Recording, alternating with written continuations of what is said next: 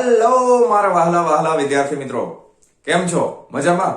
મારું નામ છે ફાલ્ગુન આદ્રોજા, હું રાજકોટથી છું અને તમે જોઈ રહ્યા છો ફિઝિક્સ વિથ ફાલ્ગુન સર. અને વહાલા વિદ્યાર્થી મિત્રો, અત્યારે આપણે જોઈ રહ્યા છીએ ધોરણ 11 ફિઝિક્સ ચેપ્ટર નંબર 14 દોલનો. ઓકે, કે જેમાં લાસ્ટ લેક્ચરની અંદર આપણે ઉદાહરણ નંબર 14.2 અને 14.3 એ કમ્પ્લીટ કરેલા હતા. અને હવે આપણે જોવાના છીએ એના પછીનો નેક્સ્ટ ટોપિક, કે જેની અંદર આપણે સરળ આવર્ત ગતિને નિયમિત વર્તુળમય ગતિની સાથે સરખાવવાના છીએ. કે સરળ આવર્ત ગતિને તમે નિયમિત વર્તુળમય ગતિ તરીકે પણ જોઈ શકો છો, વિચારી શકો છો. બરાબર? કઈ રીતે? ટોપિકનું નામ છે 14.4 સરળ આવર્ત ગતિ અને નિયમિત વર્તુળમય ગતિ. ઓકે, તો સૌથી પહેલા આપણે એક કલ્પના કરીએ.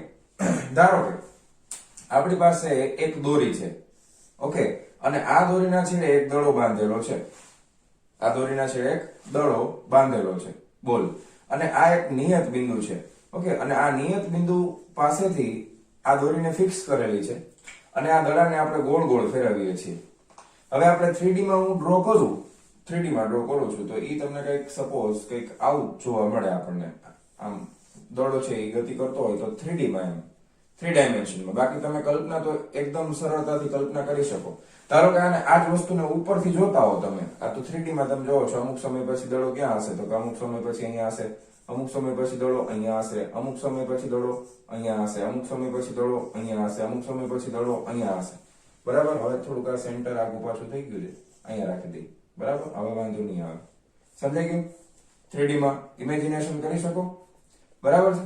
ધારો કે આ દોરીમાં દડો અલગ અલગ સમયે અલગ અલગ જગ્યા ઉપર છે, આ રીતે ગતિ કરે છે. પણ તમે આ જ વસ્તુને ઉપરથી જોતા હો. બરાબર? આ જ વસ્તુને આપણે ઉપરથી જોઈએ તો ઉપરથી તો આપણને એકદમ મસ્ત વર્તુળ જ દેખાય, પરફેક્ટ. બરાબર? અને આ વર્તુળ છે, આ નિયત બિંદુ થઈ ગયું. અને આ ધારો કે આ વર્તુળનો વ્યાસ છે, એના ઉપર આ દડો છે એ અલગ અલગ જગ્યા ઉપર પોતાનું સ્થાન છે એ બદલતો હશે ને. આમ ખ્યાલ આવે છે? સમજાય છે તમને? બરાબર? હવે અમુક વસ્તુ તમે આને જોશો કઈ રીતે, એક ખાસ ધ્યાન આપવાનું. તમારે ક્યાંથી જોવાનું? તમારે ઉપરથી નથી જોવાનું. પહેલી વસ્તુ, ધારો કે આ સમતલ, મારી હથેળી છે એ સમતલ છે. બરાબર? સમક્ષ સ્થિતિ સમતલ છે અને દોરી અહીંયા ફિક્સ કરી દીધી અને દડો અહીંયા છે, પછી આમ ફરે છે. હવે તમે જોવો તો તમારી સામે, તમારી નજરની સામે દડો આમથી આમ, આમથી આમ થતો હશે ને, પણ તમને કેવું દેખાશે? આમ આમ દેખાશે. જો દડો આગળ ગયો, જો ધારો કે આમ ફરે છે દડો, તો આમથી આમ, આમથી આમ જાય છે દડો, પણ તમને આમ આમ આમ દેખાશે ને. દડો કેમ દેખાશે? આમથી આમ, આમથી આમ જાય છે એવું દેખાશે. ખ્યાલ આવ્યો? સમજાય તમને? હા. હવે હું તમને એક બીજી વસ્તુ કહું. દાખલા તરીકે સરળતાથી સમજવા માટે, ધારો કે અહીંયા એક દિવાલ છે. બરાબર? અને આ દિવાલ ઉપર તમે આ દડો જે આમ ગતિ કરે છે, તમે દડાની ગતિ કોઈ પણ દિશામાં રાખી શકો. એવું જરૂર નથી સમઘડી રાખો, વિષમઘડી રાખો, કોઈ પ્રોબ્લેમ નથી. ધારો કે આ દિશામાં ગતિ કરે છે. ઓકે, અને અલગ અલગ સમય તમે દડાનો પડછાયો જોવો છો. આ તમારું નિયત બિંદુ અહીંયા છે. પડછાયાને ગુજરાતીમાં શબ્દ મસ્તીનો વાપરો છે પ્રક્ષેપ. પ્રક્ષેપ એટલે પડછાયો. ધારો કે તમે અહીંયાથી જોવો છો, ધારો કે તમે મસ્ત તમારી આંખ છે, હા બાળી તો કર નહીં, આવી થોડી આંખ હોય પણ તમારી આંખ છે સરસ મજાની. બસ હવે તમે આ દડાનો પડછાયો છે ને આ દિવાલ ઉપર દોરો છો. એટલે હું તમને શું કહેવા માંગુ છું, કેવી રીતે દોરવાનો પડછાયો? તો કે પડછાયો છે ને હંમેશા સીધી રેખામાં આવે.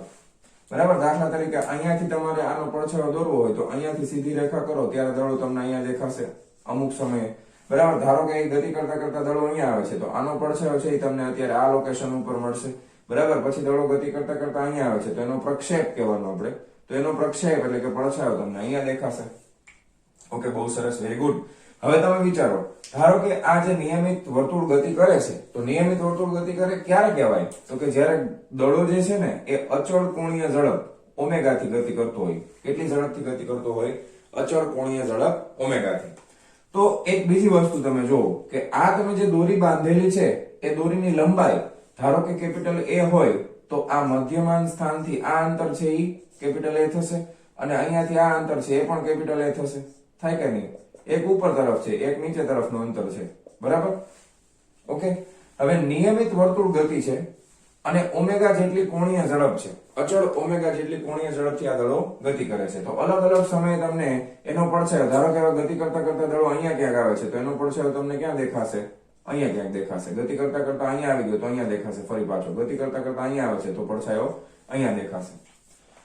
ઓકે, હવે એકદમ મસ્ત રીતે વિચારવાનું છે આપણે. જો ધારો કે હું તમને એમ કહું કે આપણે પડછાયો માપતા જઈએ, બરાબર. હવે હું આ ભૂસી નાખું છું અને પછી આપણે પડછાયો છે ને એ અલગ અલગ જગ્યા ઉપર માપતા જશું. કેટલા દોલન પૂરા થાય છે ને એક ચક્કરમાં એ જોવાનું છે આપણે, બરાબર. એક ચક્કરમાં કેટલું દોલન કમ્પ્લીટ થાય ને એ આપણે જોઈએ, બરાબર. હાલો આનું આખું કાઢી નાખો, ધ્યાન આપજો.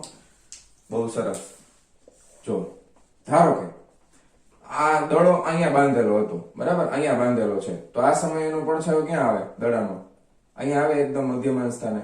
એટલે ગતિની શરૂઆત થઈ. ધારો કે અહીંયા દોલન હારે સરખાવતા જે આપણે આ અત્યારે આપણે નિયમિત, આ કેવી ગતિ છે? આ છે નિયમિત વર્તુળમય ગતિ. અને આ કેવી ગતિ થશે એ આપણે જોવાનું છે. જોજો, જ્યારે દડો અહીંયા હતો તો એનો પડછાયો મને અહીંયા દેખાણો હતો. હવે નિયમિત કોણીય ઝડપ ઓમેગાથી ગતિ કરે છે. હવે દડો ગતિ કરતા કરતા આ સ્થાન ઉપર આવે છે એટલે દડો અહીંથી ઉપર જાય છે. ઓકે, બહુ સરસ. આપણે વચ્ચેનું સ્થાન નથી દર્શાવતા, પણ અમુક સમય પછી અહીંયા પહોંચી ગયો, બરાબર. અહીંયા પહોંચે છે તો હવે આના માટે પડછાયો ક્યાં પહોંચશે? અહીંયા. તો કેટલો કમ્પ્લીટ થયો? અડધું કમ્પ્લીટ થયું. અહીંથી આટલું કમ્પ્લીટ થયું. અહીંથી જો હું દોરતો જાઉં છું, આટલું કમ્પ્લીટ થયું. હા, બરાબર, બહુ સરસ. પછી અહીંયાથી દડો અહીંયા આવે છે એટલે અહીંયાથી પાછો નીચે આવશે. નીચે આવશે એટલે ક્યાં આવશે? અહીંયા આ જગ્યા ઉપર આવે એટલે પડછાયો પાછો અહીંયા આવે.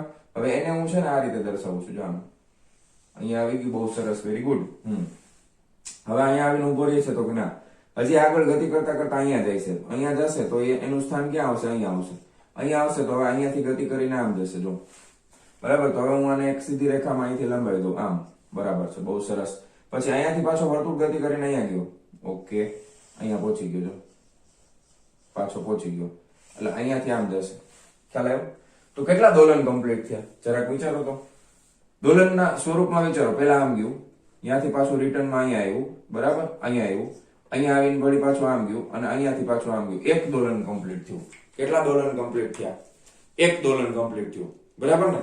તો સરળ નિયમિત વર્તુળમય ગતિ છે તો એને મેં કયા સ્વરૂપમાં, એનો પડછાયો છે કયા સ્વરૂપમાં ગતિ કરે છે? તો એનો પડછાયો છે એ સરળ આવર્ત ગતિના સ્વરૂપમાં તમે વિચારી શકો છો. તો કોઈ પણ સરળ આવર્ત ગતિને તમે નિયમિત વર્તુળ ગતિ તરીકે વિચારી શકો અથવા તો નિયમિત વર્તુળ ગતિને તમે સરળ આવર્ત ગતિ તરીકે વિચારી શકો છો, જેથી કરીને આપણને સમીકરણ બનાવવામાં ખૂબ જ સરળતા રહેશે. ઓકે, હવે સમીકરણ કેમ બનાવવું, કેવી રીતે સમીકરણ તમે નિયમિત વર્તુળ ગતિના સ્વરૂપમાં એના સંદર્ભમાં લખી શકો એ હું તમને હવે સમજાવવાનો છું. ખ્યાલ આવે તમને? તો હવે બે વસ્તુ તમે વિચારો કે અહીંયા આગળ ધારો કે આ જે દડો છે એને આપણે પી બિંદુ નામ આપી દઈએ. પી બિંદુ નામ આપી દઈએ, બરાબર છે. અને આ નિયમિત, તો આને છે ને જે તમે આને બિંદુ કયો કે આને કોણ કયો, દાખલા તરીકે આ છે એને આપણે કોણ નામ આપી દઈએ તો આ આપણા માટે સંદર્ભ કોણ થઈ જશે. એટલે કે એને કહેવાય રેફરન્સ પાર્ટિકલ. ધારો કે આ પી કોણ છે તો પી કોણને શું નામ અપાય? તો કે એને નામ આપવાનું છે સંદર્ભ કોણ, એટલે કે રેફરન્સ પાર્ટિકલ. અને આ જે આપણે વર્તુળ બનાવીએ છીએ, નિયમિત વર્તુળમય ગતિ માટેનું જે વર્તુળ બનાવેલું છે એને આપણે સંદર્ભ વર્તુળ નામ આપશું. શું નામ આપશું? સંદર્ભ વર્તુળ, એટલે કે રેફરન્સ સર્કલ નામ આપવાના છે. ઓકે, ક્લિયર થઈ ગયું આપણને? બરોબર છે? કોઈ પ્રોબ્લેમ, ડાઉટ નથી ને? તમારે આ રીતે જોવાનું, બરાબર. આ મેં તમને બતાવ્યું છે આ વર્તુળ એટલા માટે કે આપણે ઉપરથી જોઈએ તો વર્તુળ દેખાય, પણ તમારે ક્યાંથી જોવાનું છે? મેં કીધું ને કે આ રીતના સમતલ હોય, આમ દડો ગતિ કરે છે, તમારે આમથી જોવાનું. એટલે દડો આમ આમ આમ આમ આમ દેખાશે તમને. આમ ગતિ કરતો હોય તોય આમ આમ દેખાશે, આમ ગતિ કરતો હશે તોય આમ આમ આમ દેખાશે. બરાબર, ક્લિયર છે? ઓકે, હવે આગળ વધીએ. હવે આપણે આગળ વધીએ છીએ. ચાલો હવે આ ડાયાગ્રામ જવા દઉં છું, કઈ જરૂર નથી. રેડી? હવે આપણે આ વર્તુળના સંદર્ભમાં કેવી રીતે સમીકરણ મેળવવું ને એ જોઈએ. નિયમિત વર્તુળ ગતિ હોય તો એને આપણે સરળ આવર્ત ગતિના દોલનના સ્વરૂપમાં સમીકરણ મેળવવું હોય તો કેવી રીતે મેળવાય એ જોવાનું છે. થોડુંક મોટું વર્તુળ બનાવવું તો વ્યવસ્થિત મજા આવે સમજવાની. બહુ સરસ, વેરી ગુડ. ચાલો, ધારો કે આ વર્તુળનું કેન્દ્ર છે. ધારો કે આ જે છે એ x અક્ષ છે. ધારો કે આ જે છે એ y અક્ષ છે. ક્લિયર? બહુ સરસ. ધારો કે આપણે એક કણ લીધો છે, બરાબર, અને એ કણ છે આ વર્તુળ ઉપર કેવી ગતિ કરે છે? તો કે નિયમિત વર્તુળ ગતિ કરે છે. કણ P આપણે લઈ લેશું, કણ P કેવી ગતિ કરે છે? તો કે ભાઈ કણ P નિયમિત વર્તુળ ગતિ કરે છે. બરાબર છે. બીજું, નિયમિત વર્તુળ ગતિ કરે છે તો એની કોણીય ઝડપ બરાબર છે ઓમેગા બરાબર અચળ થશે. કણ કેવી ગતિ કરે છે? નિયમિત વર્તુળ ગતિ કરે છે તો એની કોણીય ઝડપ ઓમેગા કેવી થશે? ઓમેગા અચળ થશે. ઓકે, હવે અમુક વસ્તુ જોજો ધ્યાનથી. ધારો કે આપણે એક સમય લઈ લઈએ છીએ કે t બરાબર 0 સમયે કણનું સ્થાન ક્યાં છે? એટલે કે જે નિયમિત વર્તુળ ગતિ કરે છે. બીજી વસ્તુ હજી કણ છે ઈ આપણે ધારી લઈએ, એવું કોઈ પણ દિશામાં ધારી શકાય, વિષમ ઘોળી દિશામાં ગતિ કરે છે. કઈ દિશામાં? વિષમ ઘોળી. સમઘોળી દિશામાં ગતિ કરતો નથી, વિષમ ઘોળી દિશામાં. એટલે કણ છે આમ આમ ફરે છે, આમથી આમ. ખ્યાલ આવ્યો? વિષમ ઘોળી દિશામાં ગતિ કરે છે. હવે ધારો કે t બરાબર 0 સમયે કણ છે એ p સ્થાને છે. બરાબર, t બરાબર 0 સમયે કણ છે એ p સ્થાન ઉપર છે. ધારો કે હું સમજાવું તમને, દાખલા તરીકે બતાવું તો આ p સ્થાન છે, તો આ કણનું સ્થાન છે અને આ કણની ત્રિજ્યા કેટલી છે? નિયત બિંદુ. આને સંદર્ભ બિંદુ O કહી શકાય, નિયત બિંદુ પણ કહી શકાય. તો નિયત બિંદુ થી કણ P નું અંતર એટલે કે ત્રિજ્યા કેટલી છે? કેપિટલ A જેટલી. અને t બરાબર 0 સમયે કણનું સ્થાન ક્યાં છે? P બિંદુ પાસે છે. કયા સમયે? t બરાબર 0 સમયે. t બરાબર 0 સમયે કણ x અક્ષની સાથે પ્રારંભિક ખૂણો જે એનો હતો એ હતો phi. ધારો કે એનો પ્રારંભિક ખૂણો કેટલો છે? phi છે. બરાબર છે. ઓકે, હવે પડછાયો કેવી રીતે દોરવાનો ખાસ ધ્યાન આપજો. તમારે આ રીતે દોરેલું હોય તો આનો પડછાયો તમને ક્યાં દેખાય? તો કે તમારે આનો પડછાયો તમે બે જગ્યાએ લઈ શકો. કાં તો તમે P બિંદુનો પડછાયો x અક્ષ ઉપર લઈ શકો, કાં તો તમે P બિંદુનો પડછાયો y અક્ષ ઉપર પણ લઈ શકો. અત્યારે આપણે P બિંદુનો પડછાયો x અક્ષ ઉપર લઈને પછી આગળ વધવાના છીએ. બરાબર, P બિંદુનો પડછાયો x અક્ષ ઉપર. તમારી પાસે ફૂટપટ્ટી હોય તો એ ફૂટપટ્ટીને y અક્ષના સમાંતર રાખી અને P બિંદુથી સીધે સીધી રેખા દોરવાની આમ. બરાબર, એટલે તમને P બિંદુનો પડછાયો અહીંયા મળે. બરાબર, જેને આપણે નામ આપવાના છે P ડેશ. ખ્યાલ આવ્યો? તો P બિંદુનો પડછાયો x અક્ષ ઉપર તમને ક્યાં મળશે? OP ડેશ છે એ બિંદુ OP રેખાનો પડછાયો છે. બરાબર, હવે બહુ સરસ, વેરી ગુડ. હવે તમને ખબર છે ખૂણાની પાસેની બાજુ હોય તો OP ડેશ નું માપ કેટલું થાય ભાઈ? કેટલું થાય ભાઈ? માપ કેટલું થાય? OP ડેશ ની લંબાઈ કેટલી થાય? OP ડેશ બરાબર, બોલો. આ તમારી પાસે કોનું માપ છે? તો કે આ OP નું માપ છે. તો એને શું લખી શકાય? ખૂણાની પાસેની બાજુ છે તો શું લખાય? OP cos theta. થીટા પણ અહીંયા આપણે થીટા નથી, શું લીધું છે? phi. તો એ થઈ જશે OP ડેશ બરાબર OP cos phi. નો ખબર પડી તો પાછું સમજાવું. આ કાટકોણ ત્રિકોણ દેખાય છે તમને? બરાબર, દેખાય છે ને? હા. cos થીટા લખો, cos phi લખો. cos phi એટલે પાસેની બાજુ છેદમાં કર્ણ. તો cos phi ને કરતા બનાવો, પાસેની બાજુ કઈ થઈ ગઈ? તો ખૂણાની આ કર્ણ છે OP. એને પછી કે આ સર પાસેની નહીં, આ કર્ણ છે. આ સામેની બાજુ કહેવાય, આ પાસેની બાજુ કહેવાય, આ કર્ણ કહેવાય. cos phi બરાબર પાસેની બાજુ એટલે OP ડેશ, કર્ણ એટલે OP. થઈ ગયું ને? OP ડેશ ના છેદમાં OP આવી ગયું. રેડી? કઈ વાંધો નથી ને? તો OP ડેશ બરાબર શું લખી શકાય? A cos phi. થાય ને? તો પ્રારંભમાં OP ડેશ નું માપ કેટલું છે? A cos phi છે. કેટલું છે? A cos phi. Ready? Clear આટલું? ઓકે, બહુ સરસ, વેરી ગુડ. હવે તમને એમ કહું કે t સમય બાદ કોણ P નવું સ્થાન P1 નવા અથવા તો t સમય બાદ કોણ P નવા સ્થાન P1 પાસે છે. ધારો કે હવે t સમય બાદ, તો એનો મતલબ એમ કે t સમય બાદ ખૂણો કેટલો કાપે? બરાબર, તો એના માટે સૂત્ર યાદ કરો. કોણીય ઝડપ ઓમેગા બરાબર કોણીય સ્થાનાંતરના છેદમાં સમય. જો નિયમિત વર્તુળ ગતિ છે એટલે એક આખું ચક્કર પૂરું કરવા માટે લાગતો સમય કેટલો હોય? Capital T. આવર્તકાળ જેટલો. એક ચક્કર પૂરું કરે તો કેટલું કોણીય સ્થાનાંતર થાય? 2π જેટલું. તો ઓમેગા બરાબર થઈ જશે 2π બાય કેપિટલ T. બરાબર, તો આ એની કોણીય ઝડપ છે. પછી હું તમને એમ કહું કે ઝડપ આ કોણીય સ્થાન મારે જોતું હોય તો કોણીય સ્થાન બરાબર કોણીય ઝડપ ગુણ્યા શું થાય? સમય થાય ને. તો હવે હું તમને કહી શકું કે ભાઈ સ્મોલ t સમય પછી કેટલો ખૂણો અંતર છે? તો આ ખૂણો છે. તો અહીંયા તમે સમજો કોણીય ઝડપ બરાબર ખૂણો ના છેદમાં સમય થાય.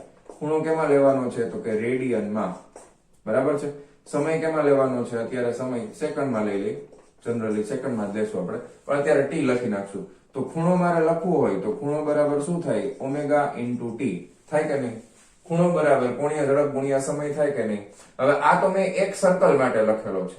ઓમેગા જે કિંમત અચળ છે ને, તો ઓમેગા ની કિંમત કેટલી થાય? 2π/t. હવે ઓમેગા ફિક્સ થઈ ગયું, એના ગુણાકારમાં શું આવી જશે? Small t. તો એ સમયે ખૂણો એટલો બનશે. ખ્યાલ આવ્યો? સ્મોલ t સમય બાદ કેટલો ખૂણો બનશે? તો કે ઓમેગા t જેટલો ખૂણો બનશે.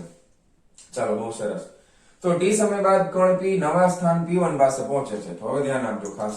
ધારો કે નવું સ્થાન અહીંયા ક્યાંક છે, તો આને આપણે નામ આપી દઈએ p1. ક્યાં પહોંચી ગયો? p1. તો આ ત્રિજ્યા તો એ જ રહેવાની છે, ફિક્સ, કન્ફર્મ, કોઈ ફેર પડશે નહીં. પણ એને કેટલું કોણીય સ્થાનાંતર કર્યું? તો કે કોણીય ઝડપ કેટલી છે? ઓમેગા. અહીંયા સમય કેટલો હતો? 0. કેટલો સમય પસાર થઈ ગયો? Small t. તો આ ખૂણો કેટલો બને ભાઈ? કેટલો બને ખૂણો? આ બને ઓમેગા t જેટલો. કેટલો ખૂણો બનશે? ઓમેગા t જેટલો ખૂણો બનશે. તો આનો પ્રક્ષેપ હવે ક્યાં બનશે? p1 નો પ્રક્ષેપ ક્યાં બનશે? તો કે અહીંયા બનશે. એને નામ આપવાનું p1 પ્રક્ષેપ કેટલો બનશે? p1. તો હવે ફરી પાછું ધ્યાન આપજો.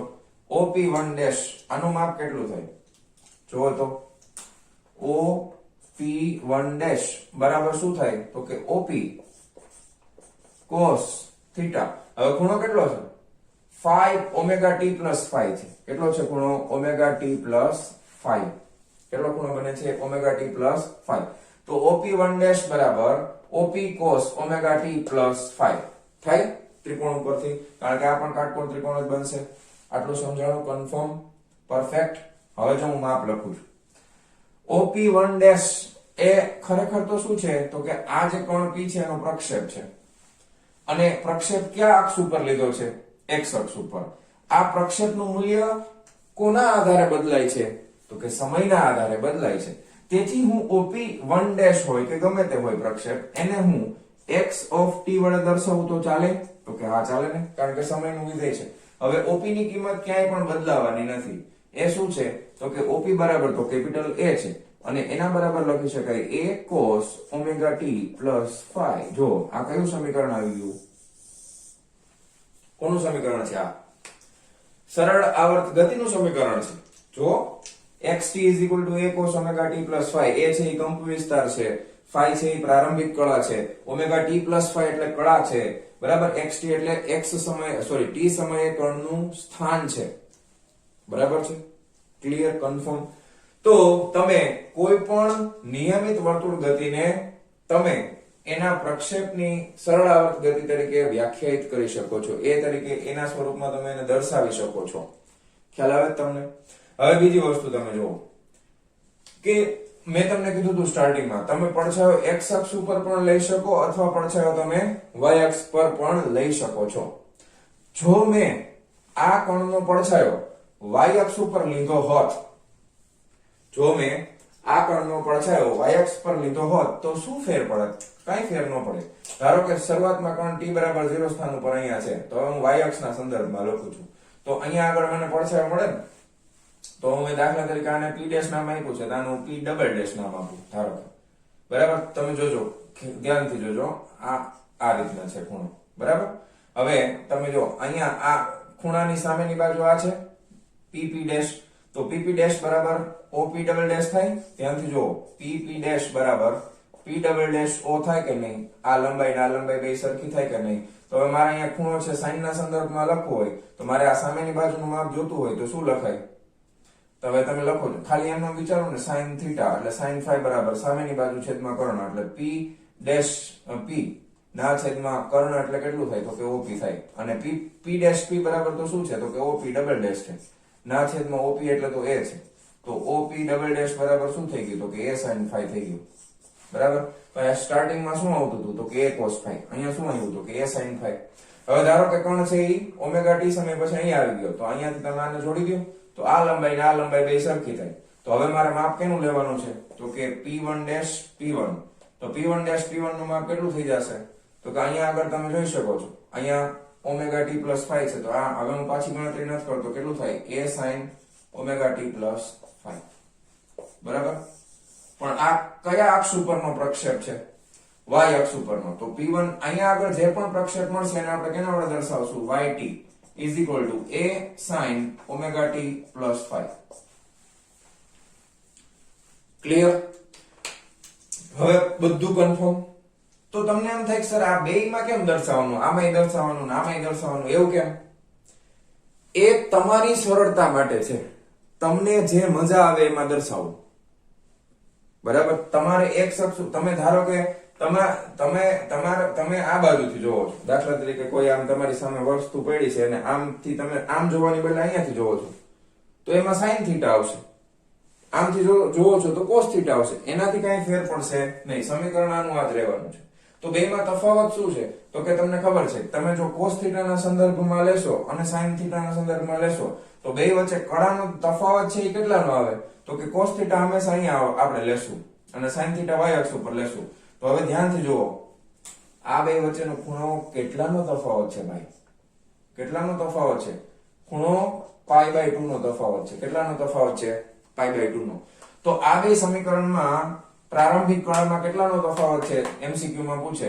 બરાબર. x અક્ષ ઉપરનો પ્રક્ષેપ અને y અક્ષ ઉપરના પ્રક્ષેપમાં કળાનો તફાવત કેટલો તો કે π/2 નો. બરાબર ને? કારણ કે cos થીટા અહીંયા આવે, sin થીટા અહીંયા આવે, બે વચ્ચેનો ખૂણો કેટલાનો તો π/2 નો. તો કળા તફાવત કેટલાનો થાય તો π/2 નો. બરાબર છે. અને બીજું, આ કણનું નામ શું છે? સંદર્ભ કણ, રેફરન્સ પાર્ટિકલ. અને આ વર્તુળનું નામ શું છે? સંદર્ભ વર્તુળ, રેફરન્સ સર્કલ. Okay, clear. તો હવે તમે સમજી ગયા હશો કે કોઈ પણ નિયમિત વર્તુળ ગતિને સરળ આવર્ત ગતિના સંદર્ભમાં વિચારી શકાય અથવા કોઈ પણ સરળ આવર્ત ગતિને નિયમિત વર્તુળ ગતિના સંદર્ભમાં વિચારી શકાય છે. ક્લિયર. ઓકે.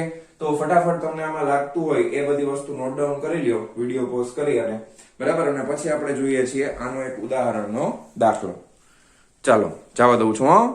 ચાલો વિડિયો પોઝ કરીને લખી લેજો. 1 2 3 ચાલો જવા દઉં છું. ચાલો વિદ્યાર્થી મિત્રો, હવે આપણે જોવાના છે ઉદાહરણ નંબર 14.4. આકૃતિ એટલે બે આકૃતિ આપણને આપેલી છે. આ બંને આકૃતિ એ બે વર્તુળમય ગતિ દર્શાવે છે. આમાં પણ એક વર્તુળમય ગતિ છે, આમાં પણ એક વર્તુળમય ગતિ છે. આ આકૃતિમાં વર્તુળની ત્રિજ્યા, બરાબર, એટલે આ કેસની અંદર વર્તુળની ત્રિજ્યા કેપિટલ A છે, આ કેસની અંદર વર્તુળની ત્રિજ્યા કેપિટલ B છે. ભ્રમણનો આવર્તકાળ, ઓકે, ભ્રમણનો આવર્તકાળ એટલે કે કેપિટલ T, બરાબર, પ્રારંભિક સ્થિતિ અને ભ્રમણની દિશા દર્શાવવામાં આવેલી છે. હવે અહીંયા આગળ આ કેસની અંદર તમે જોશો તો અહીંયા આગળ પ્રારંભિક એટલે t બરાબર 0 સમયે આ કેટલું છે તો કે 45 સેકન્ડ છે. અહીંયા આગળ આવર્તકાળ કેટલો આપ્યો છે તમને આકૃતિ ટેક્સ્ટ બુકમાં આપેલી છે, t બરાબર 4 સેકન્ડ, અને આનો આવર્તકાળ કેટલો છે તો કે t બરાબર 30 સેકન્ડ છે. ઓકે, એટલે આ ઓછા સમયમાં એક પરિભ્રમણ પૂરું કરે છે, આ વધારે સમય લે છે, આ 4 સેકન્ડમાં ફટ દઈને પૂરું કરી નાખે, આ 30 સેકન્ડ લાગે આને. ઓકે, પ્રારંભિક સ્થિતિ એટલે પ્રારંભિક સ્થિતિ આની ક્યાં છે તો કે t બરાબર 0 સમય 45 ડિગ્રી, બરાબર. ભ્રમણની દિશા આ આમ છે, વિષમગળ દિશામાં, આ કઈ દિશામાં છે તો કે સમગળ દિશામાં છે.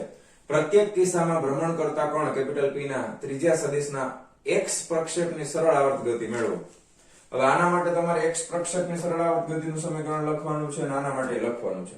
આના માટે તો મેં તમને હમણાં થિયરીમાં સમજાવ્યું કે કેવી રીતે લખાય, બરાબર. ફટાફટ એકવાર પાછું જોઈ લો. આના માટે લખવું બહુ સરળ છે. તો કે પ્રારંભિક ખૂણો કેટલો છે તો કે 45 ડિગ્રીનો છે. સ્મોલ t સમય પછી કેટલો બનાવશે તો કે ઓમેગા t જેટલો ખૂણો વધી જશે. ખ્યાલ આવી ગયો. અને આવર્તકાળ કેટલો આપ્યો છે તો કે 4 સેકન્ડ આપ્યો છે. તો આના માટેનું સમીકરણ તમને સીધે સીધું ખબર જ હોય, હમણાં થિયરીમાં આપણે જોયું તો, એટલે x of t બરાબર આવર્તકાળ કેટલો કંપ વિસ્તાર કેટલો છે તો કે કંપ વિસ્તાર છે a, બરાબર. અહીંયાથી તમે વિચારો સમીકરણ, આનું માપ કેટલું થાય તો કે આનું માપ થશે a પાસેની બાજુ છે એટલે cos ઓમેગા t પ્લસ 5, બરાબર. હવે આમાં કિંમત મૂકવાની છે, ધ્યાન આપજો ખાસ. તો t સમય પછી a cos ઓમેગા એટલે કેટલા થાય 2 પાઈ બાય કેપિટલ T, કોણીય ઝડપ, બરાબર, અને ગુણાકારમાં છે સ્મોલ t પ્લસ પ્રારંભિક કળા કેટલી છે તો 45 ડિગ્રી છે phi ની કિંમત, અને આ આવર્તકાળ 4 સેકન્ડ આપ્યો છે તો અહીંયા મારે 4 મૂકવું પડશે, તો a cos 2π/4t plus 45 degree. હવે ધ્યાન આપજો, કાં તો હું અહીંયા 45 ડિગ્રી લખી શકું, કાં તો હું અહીંયા π/4 લખી શકું. એના માટે એક સરસ મજાની નોટ તમને ટેક્સ્ટ બુકમાં આપી છે. ઈ તમને શું કહેવા માંગે છે? ઈ તમને માત્ર એટલું કહેવા માંગે છે કે અહીંયા આગળ ખૂણો જે આપણે લઈએ છીએ એ ખૂણાનો એકમ તમે કાં તો રેડિયનમાં લઈ શકો કાં તો ડિગ્રીમાં લઈ શકો, પણ જ્યારે તમે ખાલી આંકડો લખો, હું અહીંયા બાય મિસ્ટેક ભૂલથી જો મેં અહીંયા માત્ર 45 લખ્યું હોત ને તો ખોટું પડી જાત, કારણ કે 45 તો ડિગ્રી છે મારા ભાઈ, એ રેડિયન નથી. રેડિયન કેટલા આવે તો કે પાઈ રેડિયનમાં આવે. તો જ્યારે તમે ખૂણાને રેડિયનમાં દર્શાવતા હો ત્યારે ઉપર ડિગ્રીની નિશાની નહીં હોય એટલે તમારે ડાયરેક્ટ સમજી જવાનું કે રેડિયન દર્શાવે છે.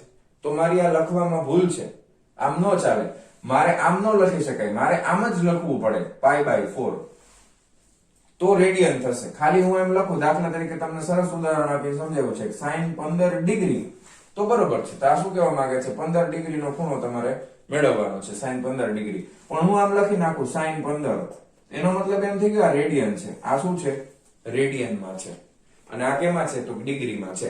એટલે ખાસ તમારે ધ્યાન એ રાખવાનું છે કે આ ચેપ્ટર ની અંદર જે કઈ પણ દાખલા આવે એમાં જે ખૂણો આપેલો હોય એને તમે રેડિયનમાં જ ફેરવી નાખો.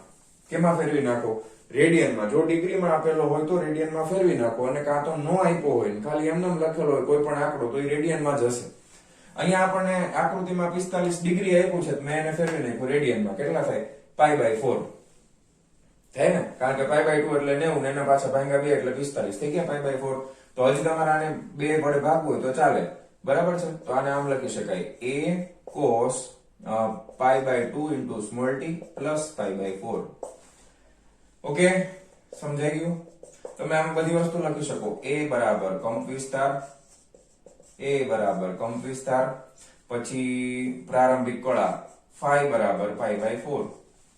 ઓકે, અને ખાલી કળા લખો તો π/2t plus π/4, અને આવર્તકાળ t તો તમને આપેલો જ છે 4 સેકન્ડ. રેડી? તો આ પહેલી આકૃતિ માટે આ રીતનું સમીકરણ મળશે તમને. ખ્યાલ આવી ગયો? ખાસ તમારે બીજી આકૃતિમાં જોવાનું છે, કારણ કે દિશા બદલાઈ ગઈ. પેલા આમ કોણ ફરતો હતો અને પછી બીજું શું, તમને પ્રક્ષેપ x અક્ષ ઉપર જ કીધો છે. હવે આમાં તમારી પ્રારંભિક સ્થિતિ y અક્ષ ઉપર છે, પણ પ્રક્ષેપ ક્યાં લેવાનો છે તો x અક્ષ ઉપર. તો હવે તમે વિચારો કે આનો પડછાયો તમે x અક્ષ ઉપર લ્યો તો ઈ તો અહીંયા થઈ જાય, તો ઈ તો 0 0 છે, તો હું વાંધો ભલે નહીં, બરાબર? ખ્યાલ આવ્યો તમને? તો આનો તમે પડછાયો અહીંયા લેશો x અક્ષ ઉપર તો આ તો 0 0 થઈ જવાનું છે. રેડી? હવે ખાસ ધ્યાનથી જોજો, તમને ટેક્સ્ટ બુકમાં ઊંધી જતી રીતે કાન પકડાવ્યા છે, બરાબર, પણ કઈ વાંધો નહીં, આપણે કરી નાખશું. હવે અહીંયા આગળ આવર્તકાળ તમને આપી દીધો છે, પ્રારંભિક સ્થાન t બરાબર 0 છે, એ અહીંયા છે. હવે ધ્યાનથી જોજો. હવે અમુક સમય પછી આપણે આપણી થિયરી પ્રમાણે આગળ વધીએ. અમુક સમય પછી કોણ ક્યાં આવશે તો ધારો કે અહીંયા આવી ગયો, બરાબર? અમુક સમય પછી કોણ ક્યાં આવી ગયો તો કે અહીંયા આવી ગયો, પણ મારે પ્રક્ષેપ ક્યાં લેવાનો છે? x અક્ષ ઉપર જ લેવાનો છે, બરાબર? પડછાયો x અક્ષ ઉપર જ લેવાનો છે. તો એને આ કેટલો ખૂણો કાપેલો હોય? ઓમેગા જેટલી કોણીય ઝડપથી t સમયમાં ઓમેગા t, અને અહીંયા પ્રારંભિક ખૂણો અહીંયાથી માપો તો કેટલો આવે? 0 આવે ને? હવે ધારો કે હું આ નવી જગ્યા છે અને p' નામ આપી દઉં, તો હવે મારે આનો પડછાયો x અક્ષ ઉપર જ લેવાનો છે, તો આ માપ મારે લેવાનું છે ગમે એમ કરીને, બરાબર? આ માપ મારે લેવાનું છે. ધારો કે આને p1 નામ આપી દઈ, તો આ બિંદુને શું નામ આપી દઈશું? p1'. તો આ માપ મારે જોઈએ છે, આને ઓ નામ આપી દઈ. આ મારે જોઈએ પડછાયો x અક્ષ ઉપરનો મળે ને? ઓકે, બહુ સરસ, વેરી ગુડ. હવે ધ્યાન આપો ખાસ, આ ટોટલ કેટલો? હવે આ ખૂણો મારે માપવાનો ને, આ ખૂણો કેટલો થાય બોલો તો જરાક, કેવી રીતે ખબર પડે? તો કે બીજું કઈ ખબર ન પડે કઈ નહીં, આ તો ખબર જ હોય 90 નો થાય. 90 માંથી કેટલા વહી ગયા? Omega t. તો આ ખૂણાનું માપ કેટલું થાય? 90 એટલે π/2 માઇનસ એટલે ઓમેગા t, આટલો ખૂણો બને. સમજાણું?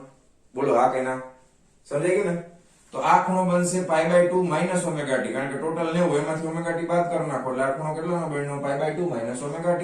હવે તમારી પાસે આનું માપ છે, આ માપ આપ્યું છે d, બરાબર? તો આ ખૂણો મારી પાસે છે. પ્રારંભિક કળા મારે જોતી હોય તો પ્રારંભિક કળાની આમાં તો કઈ પ્રારંભિક કળા છે જ નહીં, કારણ કે પ્રારંભિકમાં તો 0 છે, બરાબર, ખૂણો કેટલાનો બને છે? 0 નો બને છે. તો હવે અહીંયા આપણે જોવું હોય તો આ ખૂણો મારી પાસે છે કેટલો છે? તો કે ખૂણાનું માપ છે π/2 - ઓમેગા t. પ્રારંભમાં તો કઈ હતું નહીં એટલે આ માપ મને સીધે સીધું મળી જશે ને. જો હવે હું લખું છું OP1 સોરી OP1 બરાબર ખૂણાની પાસેની બાજુ છે ને, તો શું લખી શકાય? આ માપ છે b, તો b cos π/2 - ઓમેગા t. ખ્યાલ આવ્યો? બરાબર છે. ઓકે, તો આ x અક્ષ ઉપરનું માપ છે t સમય એટલે આને x of t લખાય. હવે b તો બરાબર છે, b તો બરાબર છે cos આ π/2 એ પણ બરાબર છે માઈનસ ઓમેગા એટલે આપણે શું લખીએ છીએ? 2π/T into સ્મોલ t ગુણાકારમાં સ્મોલ t આવશે. હવે આપણને ખબર છે આવર્તકાળ કેટલી સેકન્ડનો છે? 30 સેકન્ડનો છે. તો આપણે આને આમ લખશું x of t is equal to b બરાબર છે cos π/2 માઈનસ અહીંયા 2π/30 into સ્મોલ t એટલે 2/15 થઈ ગયા. હવે ધ્યાન આપજો ખાસ, હવે હું એક વસ્તુ કરવાનો છું, જાદુ. બરાબર, આવું આવે છે. પરંતુ આ સમીકરણને આપણે સરખાવો તો અહીંયા π/2 છે એ હંમેશા પાછળ લખવાનું હોય અને આ t વાળું છે ઓમેગા t વાળું એ આગળ લખવાનું હોય. તો મારે કળાની ખબર પડે ને. હવે એક વસ્તુ યાદ રાખજો, કોસમાં ખૂણામાં અંદર ગમે એ માઈનસમાં હોય ને તો કોસ છે ને એ માઈનસ ને ખાઈ જાય. શું કરે? માઈનસ ને ખાઈ જાય. બરાબર છે. સાઈન માં ગમે એ ખૂણામાં ગણિત છે, માઈનસ માં હોય ને તો સાઈન માઈનસ ને ખાઈ ન જાય, બહાર ઓકી નાખે. બરાબર, તો માઈનસ સાઈન થીટા થઈ જાય. જો કોસ માં માઈનસ થીટા હશે તો આ શું થઈ જશે? Cos theta. કોસ માઈનસ ને ખાઈ જાય છે, ગળી જાય છે. બરાબર છે ને, આ બહાર કાઢી નાખે છે સાઈન વાળું. આ એક ધ્યાનમાં રાખજો. હવે હું કઈક આમાં રમત રમું છું એટલે આપણને જવાબ મળી જશે. બરાબર, પેલા મારે ઓમેગા ટી લખવું પડે, પેલા મારે ફરજિયાત ઓમેગા ટી લખવું પડે અને ઓમેગા છે કોઈ દિવસ માઈનસમાં ન હોય એટલા માટે આને અંદર હું માઈનસ વડે ગુણી નાખું છું. બરાબર, એટલે શું થશે? જો b cos આ માઈનસ મેં બહાર કાઢી લીધું π/15t. અહીંયા માઈનસ બહાર કાઢો તો અહીંયા માઈનસ, આ પ્લસ માઈનસ હોય તો પ્લસ થઈ જાય, પ્લસ હોય તો માઈનસ થઈ જાય, તો -π/2 થશે આમ. બરાબર, તો cos માં અંદર માઈનસ છે તો cos કેવું થઈ જાય? પ્લસ થઈ જાય. તો આ થઈ જશે b cos π/15t -π/2. બસ પૂરું, વાર્તા થઈ ગઈ પૂરી. સમજાણું? કોન્સેપ્ટ શું કર્યું એ સમજાણું? આ ખાસ સમજજો, આ સ્ટેપ ખાસ સમજવાનું છે તમારે. અહીંયા મેં શું કર્યું? અંદરથી માઈનસ ને કોમન કાઢી લીધું. બરાબર, શું કામ કોમન કાઢ્યું? કારણ કે જે મૂળભૂત સમીકરણ છે સરળાવર્ત ગતિનું એમાં ઓમેગા ટી પહેલા આવે અને પછી ખૂણો આવે તો જ આપણને પ્રારંભિક કળા મળે. તો પ્રારંભિક કળા જો મેં ન બદલાવી હોત, તમે એમ કહો કે તો ઓમેગા ટી, તો કોઈ દિવસ ઓમેગા છે એ માઈનસમાં આપણે નથી લેતા, તો પ્રારંભિક કળા છે જવાબ ખોટો આવે. અહીંયા આગળ હવે તમે લખી શકો કે અહીંયા આગળ આવર્તકાળ ઈ તો આપણને આપેલો છે t બરાબર 30 સેકન્ડનો આવર્તકાળ હતો. પછી પ્રારંભિક કળા કેટલી થાય ભાઈ? પ્રારંભિક કળા છે ને phi બરાબર -π/2 થશે. ધ્યાન આપજો જવાબમાં. પ્રારંભિક કળા કેટલી થઈ ગઈ? -π/2. અને કંપ વિસ્તાર તો છે જ તમારી પાસે કેપિટલ B. તો મેઇન તો તમારે પ્રારંભિક કળા જોવાની હોય. બરાબર, અને આ સમીકરણ તમને આ રીતે મળશે. બરાબર, તો આ રીતે આપણે સોલ્વ કરવાનું છે. રેડી? તો ફટાફટ વિડિયો પોઝ કરી અને છાપી નાખો. ચાલો, ક્લિયર? છપાઈ ગયું? તો મારા વહાલા વિદ્યાર્થી મિત્રો, આજનો આ લેક્ચર આપણે અહીંયા પૂરો કરીએ છીએ. મળીએ છીએ નેક્સ્ટ વિડિયો લેક્ચરમાં અને પછીના ટોપિકની સાથે. ત્યાં સુધી આવજો.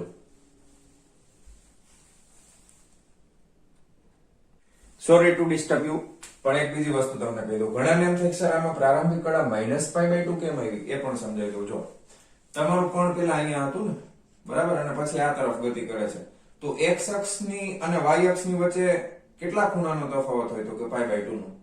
બરાબર, બીજી વસ્તુ, તમે જ્યારે ખૂણો માપતા હો ને ત્યારે ખૂણો માપવામાં તમે વિષમ ઘડી દિશામાં જાઓ ને તો બધું ધનમાં આવે, અને જ્યારે તમે ખૂણો માપવામાં સમઘડી દિશામાં જાઓ ને તો ખૂણો ઋણમાં આવે. બરાબર, તમે સમઘડી દિશામાં જઈ રહ્યા છો અત્યારે, ધ્યાન આપજો. તમે કઈ દિશામાં જઈ રહ્યા છો? સમઘડી દિશામાં જઈ રહ્યા છો. એટલે તમે x અક્ષથી કેટલા પાછળ છો? તમે અહીંયા છો ને, તો x અક્ષમાં ખૂણાની દ્રષ્ટિએ તમે કેટલા પાછળ છો? તો કે π/2 જેટલા પાછળ છો. તમારે આની હારે થવું હોય તો પાઈ બાય 2 જેટલું તમારે આમ જવું પડશે, આગળ જવું પડશે. એટલે તમે જે પાછળ છો એ કેટલા પાછળ છો? તો પાઈ બાય 2 જેટલા પાછળ છે, એટલા માટે માઇનસ આવે. બરાબર? તો આ વસ્તુ મગજમાં રાખજો. વળી ઘણા ને કે સર માઇનસ કેમ આવ્યું? તો એ માઇનસ પાછળનું કારણ આ છે, કારણ કે પ્રારંભમાં અહીંયા હતો તો એ x અક્ષ કરતા કેટલું પાછળ હતું? તો કે પાઈ બાય 2 જેટલું પાછળ હતું. પછી આગળ આવતું જશે, અહીંયા આવી જશે તો પછી પાઈ બાય 2 જેટલું પાછળ નહીં હોય, x અક્ષ ઉપર આવી ગયું, પૂરું થઈ ગયું, 0 થઈ ગયું. બરાબર? એટલા માટે પ્રારંભિક કળ છે ને અહીંયા માઇનસ પાઈ બાય 2 આવશે, કારણ કે આપણે સમીકરણ છે એ cos θ ના સંદર્ભમાં લખેલું છે. ખ્યાલ આવ્યો? જો સમીકરણ sin θ ના સંદર્ભમાં લખ્યું હોત તો ન આવત, કારણ કે sin θ તો આ અક્ષ ઉપર જ આવે, cos θ આ અક્ષ ઉપર આવે, sin θ y અક્ષ ઉપર આવે. ખ્યાલ આવે તમને? રેડી? તો એ વસ્તુ ખાલી નોટ ડાઉન કરી લેજો. ચાલો.